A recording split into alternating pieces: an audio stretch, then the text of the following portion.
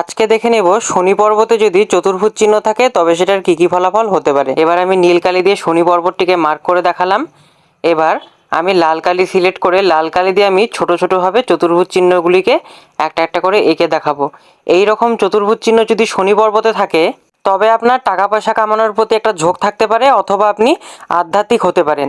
আধ্যাত্মিক হলে আপনি খুব বেশি আধ্যাত্মিক হয়ে থাকবেন, অর্থাৎ ঈশ্বরের সাধনা করা, ঠাকুরের মন্ত্র জপ করা ইত্যাদি আপনি করবেন এবং আপনার ঠাকুরের প্রতি একটা বিশেষভাবে ভক্তি থাকবে।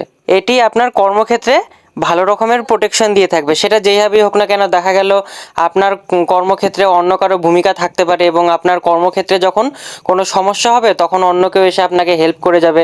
আপনার টাকা পয়সা গুছিয়ে রাখার একটা ক্ষমতা থাকবে, অর্থাৎ আপনি যাই কামাবেন না কেন আপনি সেটাকে কোনো না কোনোভাবে জমানোর চেষ্টা করবেন, সেটা অ্যাসেট হিসেবেই হোক বা জমি জমাই হোক না কেন। ভালো লাগলে লাইক কমেন্ট শেয়ার করবেন এবং আমার এই চ্যানেলটিকে সাবস্ক্রাইব করবেন। ধন্যবাদ।